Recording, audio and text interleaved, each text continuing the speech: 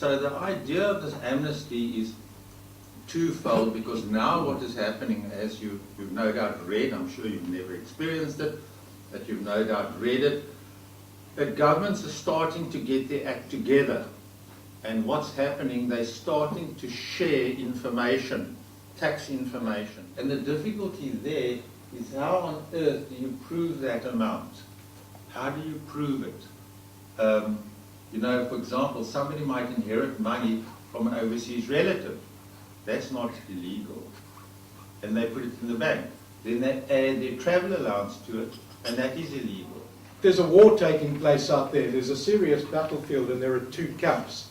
On the one side, we've got governments and tax authorities, and on the other side, we've got taxpayers.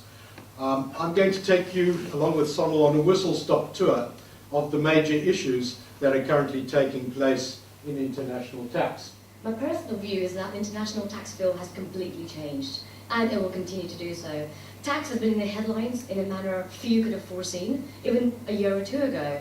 As a result, there are a number of issues to consider for businesses and individuals.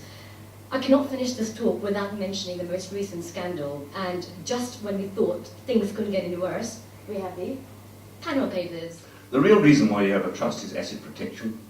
You protect children as well from their own indiscretions, like marriages.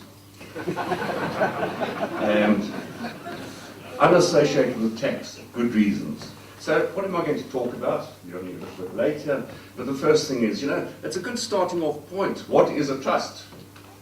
It's that Romeo document most of you have, which I changed a few names, then put your names in there. That's what a lot of trusts are. But it's much more to that, of course. So let's start off with the definition of a trust in the Trust Property Control Act. A trust is an arrangement that's brought about by a contract inter vivos or by last will and testament, testamentary trust. So it's an arrangement, a contractual arrangement or a last will and testament arrangement. It's not a person, it's an arrangement. And this is the critical issue. People make mistakes by thinking a trust is a person. For certain specific issues, a statute will define a trust as a person. For example, the Income Tax Act defines a trust as a person, so for income tax it is a person. The Companies Act defines a trust as a person, for Companies Act it's a person. But if it's not defined as a person, it is not a person. And people make mistakes with that.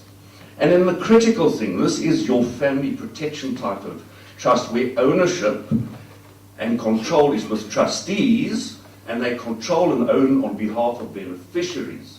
There has to be this separation. People don't like to give up control. And a trust is simply not suitable for someone who wants to keep control of those assets. You're wasting your time if you're controlling those assets. It's not a trust at all. Just because you call something a trust doesn't make it a trust.